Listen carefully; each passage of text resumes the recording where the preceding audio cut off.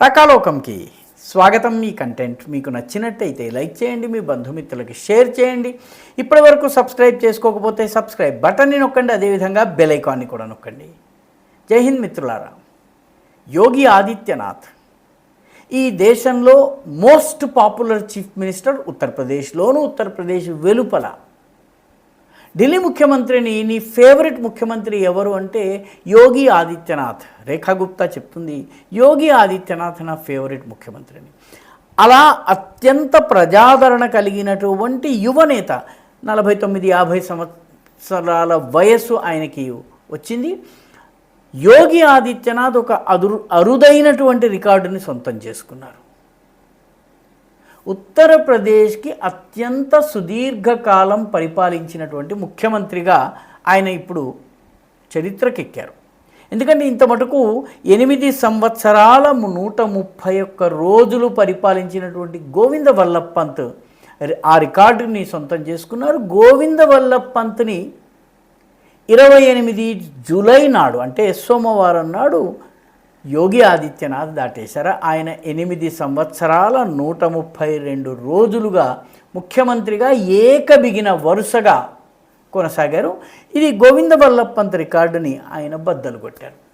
UP చరిత్రలో మాయావతి, ములాయం సింగ్ యాదవ్, కళ్యాణ్ సింగ్ వీళ్ళు పలుసార్లు ముఖ్యమంత్రులు అయ్యారు. 2 సార్లు, 3 సార్లు, కొందరు 4 సార్లు ముఖ్యమంత్రులు అయ్యారు.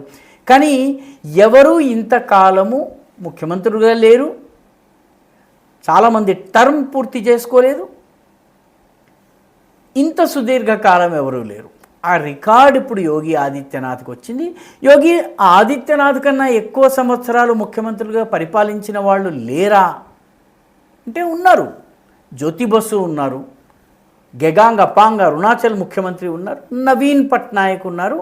వీళ్ళు ఏకబిగిన చాలా కాలం పరిపాలించిన మాట వాస్తవమే. కానీ ఉత్తరప్రదేశ్ చాలా కీలకమైన రాష్ట్రం. ఈ దేశంలో అత్యధిక ఎంపీలను పంపే అతిపెద్ద రాష్ట్రం ఉత్తరప్రదేశ్. 80 మంది ఎంపీలు పంపుతుంది. మొత్తం పూర్వాంచల్, బెంగాల్, జార్ఖండ్, అదేవిధంగా పూర్తి నార్త్ ఈస్ట్ కలిపినా కూడాను 80 సీట్లు కావు. మొత్తము పశ్చిమ భారతదేశంలో ఉన్నటువంటి సీట్లన్నింటినీ కలిపినా కూడాను యూపీ నుంచి వెళ్ళేటటువంటి ఎంపీల సంఖ్యకు సమానం కాదు. కాబట్టి ఆ రకంగా చూస్తే అతిపెద్ద రాష్ట్రము, జనాభా పరంగా రష్యా జనాభా కన్నా ఎక్కువ జనాభా, రష్యా వంటి దేశంలో మొత్తం జనాభా కన్నా ఎక్కువ జనాభా ఉన్న రాష్ట్రం. 20 కోట్ల జనాభా ఉంది. రష్యా 17-18 కోట్ల జనాభా ఉంది. అంత పెద్ద రాష్ట్రానికి, రాజకీయంగా అంత కీలకమైన రాష్ట్రానికి, రాజకీయంగా అంత సంవేదనశీలమైన రాష్ట్రానికి కుల రాజకీయాలు ఉత్తరప్రదేశ్లో, బీహార్లో నడిచినట్టుగా బహుశా భారతదేశంలో ఏ రాష్ట్రంలో నడవు. అటువంటి రాష్ట్రంలో ఒక వ్యక్తి 8 సంవత్సరాల 132 రోజులుగా ముఖ్యమంత్రిగా ఉన్నారు. ఇంకా కొనసాగుతున్నారు. ఇంకా చాలా కాలం ఆయన ముఖ్యమంత్రిగా ఉండే సూచనలు ఉన్నాయి. కాబట్టి ఇది ఒక రకంగా యోగి సాధించిన అరుదైనటువంటి రికార్డు. ఆయన గోవింద వల్లభ్ పంత్, ఆయన తర్వాత సంపూర్ణానంద్, డాక్టర్ సంపూర్ణానంద్, వీళ్ళు చాలా సుదీర్ఘకాలం పరిపాలించినటువంటి ముఖ్యమంత్రులు. ఉత్తరప్రదేశ్ 1950లో ఏర్పాటైన తరువాత ఇప్పటివరకు 21 మంది ముఖ్యమంత్రులు వచ్చారు. దీనిలో అధిక కాలము పరిపాలించినటువంటి వాళ్ళు గోవింద వల్లభ్ పంత్, సంపూర్ణానంద్, తరువాత యోగి ఆదిత్యనాథ్. యోగి ఆదిత్యనాథ్ ఇప్పుడు నంబర్ 1లో ఉన్నారు. నంబర్ 2లో గోవింద వల్లభ్ పంత్, నంబర్ 3లో సంపూర్ణానంద్. సంపూర్ణానంద్, గోవింద వల్లభ్ పంత్ స్వాతంత్ర సమరయోధులు. స్వాతంత్రానికి ముందు నుంచి రాజకీయాలు చేశారు. వాళ్ళు నెహ్రూకి సమవుజ్జీలైనటువంటి నాయకులు. వాళ్ళు సుదీర్ఘకాలం కొనసాగడం ఉత్తరప్రదేశ్ రాజకీయాల్ని శాసించడంలో ఆశ్చర్యం లేదు. కానీ ఇంతకాలము స్వాతంత్రం వచ్చిన తరువాత ఇటువంటి యువ ముఖ్యమంత్రి ఇంతకాలం పరిపాలించటం, ముఖ్యంగా అస్థిర రాజకీయాలకు పేరొందినటువంటి రాష్ట్రంలో ఇంతకాలం పరిపాలించడం నిజంగా కూడా ఒక అరుదైనటువంటి రికార్డు. ములాయం సింగ్ యాదవ్ ఒక 3 సార్లు ముఖ్యమంత్రి అయ్యారు. మాయావతి 4 సార్లు ముఖ్యమంత్రి అయింది. కళ్యాణ్ సింగ్ 2 సార్లు ముఖ్యమంత్రి అయ్యారు. సుచేత కృపలాని, ఆ తర్వాత వీరభద్ర సింగ్, ఇటువంటి హేమవతి నందన్ బహుగుణ, ఇటువంటి అనేక మంది ఉత్తరప్రదేశ్కి ముఖ్యమంత్రులుగా నారాయణ దత్త తివారీ కూడా ముఖ్యమంత్రిగా పనిచేశారు. నారాయణ దత్త తివారీది చాలా అరుదైనటువంటి రికార్డు. ఆయన 2 రాష్ట్రాలకు ముఖ్యమంత్రిగా పనిచేశారు.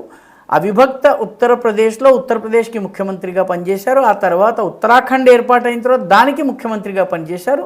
బహుశా ఆ క్రెడిట్ మన చంద్రబాబు నాయుడికి మాత్రమే ఉంది. ఎందుకంటే ఆయన అవిభక్త ఆంధ్రప్రదేశ్లోనూ విభక్త ఆంధ్రప్రదేశ్లోనూ ముఖ్యమంత్రిగా పనిచేశారు. అయితే యోగి ఆదిత్యనాథ్ స్వాతంత్రానంతరం జన్మించినటువంటి నాయకుడు. స్వాతంత్ర పోరాట సమయంలో ఉన్నటువంటి నాయకులకు ఉన్నటువంటి పేరు, ప్రతిష్ట, వాళ్ళ పట్ల ఉన్నటువంటి ఆరాధనాభావము ఇవేవీ లేకుండా కుల రాజకీయాలకు మారుపేరినటువంటి సంవేదనశీల ఉత్తరప్రదేశ్లో ఇంతకాలం పనిచేయడం నిజంగా ఒక పెద్ద రికార్డ్ అని మనం చెప్పుకోవాలి. యోగి ఆదిత్యనాథ్ 26 సంవత్సరాల వయస్సులోనే ఆయన ఎంపీ అయ్యారు.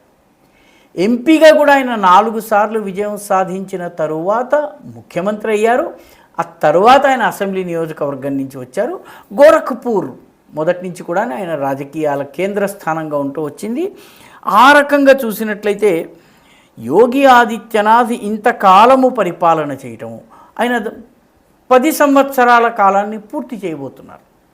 ఆ తర్వాత జరిగేటటువంటి ఎన్నికల్లో ఆయన మళ్ళీ ముఖ్యమంత్రి అవుతారా లేక వేరే పదవిని తీసుకుంటారా, ఏం జరుగుతుందన్నది ఈరోజు భవిష్యవాణి చెప్పడము సరైనది కాదు. కానీ మొత్తం మీద మాయావతి, అఖిలేష్ యాదవ్, ఆ తర్వాత ములాయం సింగ్ల యొక్క కుల రాజకీయాలను పూర్తిగా పటాపంచలు చేస్తూ ఆయన రాజకీయాల్లోకి వచ్చారు.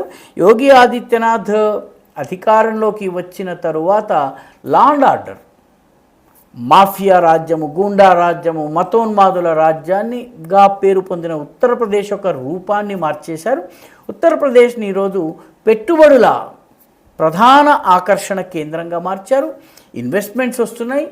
టూరిజం డెవలప్ చేసినటువంటి విధానం కూడాను అనేక టూరిజం సర్క్యూట్లను డెవలప్ చేయటము, 1 డిస్ట్రిక్ట్ 1 ప్రోడక్ట్ వంటి స్కీము, అదేవిధంగా నారీ శక్తి సంబంధించినటువంటి చాలా విలక్షణమైనటువంటి స్కీమ్స్ తీసుకుని రావడం, ఇవన్నీ యోగి ఆదిత్యనాథ్ ప్రవేశపెట్టినటువంటి స్కీమ్స్. ఈ స్కీమ్స్ ఆధారంగానే మొత్తం ఉత్తరప్రదేశ్ యొక్క స్వరూపాన్ని మార్చడంలో ఆయన విజయం సాధించారు.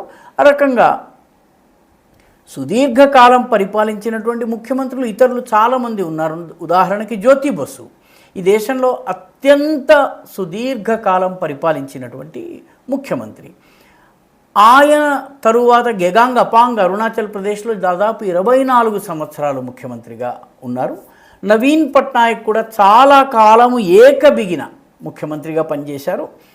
ఇలా ముఖ్యమంత్రులుగా 9 ఏళ్ళు 10 ఏళ్ళు పనిచేసినటువంటి వాళ్ళు చాలామంది ఉన్నారు. ఉదాహరణకి రమణ్ సింగ్, శివరాజ్ సింగ్ చౌహాన్లు 15 సంవత్సరాలు ఏకబిగిన ముఖ్యమంత్రులుగా ఉన్నారు.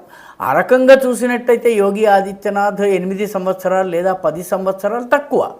కానీ ఆ రాష్ట్రం యొక్క ప్రొఫైల్ని చూసినట్టయితే అది కులాలు, మతపరమైనటువంటి ఘర్షణలు, అవినీతి, రకరకాల సమస్యలతో అరాజకత ఉన్నటువంటి ఆ రాష్ట్రానికి పగ్గాలు వేసి మొత్తానికి ఈ స్థితికి తీసుకుని రావడం, యూపీని దేశం యొక్క టాకింగ్ పాయింట్గా మార్చటం, ఇది యోగి ఆదిత్యనాథ్ సాధించినటువంటి అద్భుతమైనటువంటి ఘన విజయము. అత్యంత సుదీర్ఘకాలము ఏకబిగిన ముఖ్యమంత్రిగా ఉన్నటువంటి రికార్డును సొంతం చేసుకున్నటువంటి యోగి ఆదిత్యనాథ్ జాతి నిర్మాణ ప్రక్రియలో, జాతికి సేవ చేసేటటువంటి పనిలో చాలా ఎక్కువ కాలము ఉంటారన్నటువంటి ఆకాంక్ష ఈ దేశంలో ఉన్నటువంటి రాజకీయవాదులు, ఆయన ప్రత్యర్థులు కూడా ఆయనలో ఉన్నటువంటి నైపుణ్యాలను, ఆయనలో ఉన్నటువంటి స్కిల్ సెట్ని అభినందించకుండా ఉండలేకపోతున్నారు.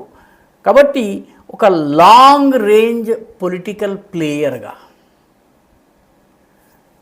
సుదీర్ఘకాలము దేశ రాజకీయాల్లో కీలక పాత్ర వహించగలిగే నాయకుడిగా, ఎందుకంటే అస్సాంలో హిమంత విశ్వ శర్మ, మహారాష్ట్రలో దేవేంద్ర ఫడ్నవీస్, ఉత్తరాఖండ్లో పుష్కర్ సింగ్ ధామీ, తమిళనాడులో అన్నామలై, ఆ రకంగానే ఉత్తరప్రదేశ్లో యోగి ఆదిత్యనాథ్ అధికారంలో ఉంటూ, అన్నామలై అధికారంలో లేరు, అధికారంలో ఉంటున్నటువంటి యువ నాయకుల జాబితాలో వీళ్ళ పేర్లు ఖచ్చితంగా వస్తాయి.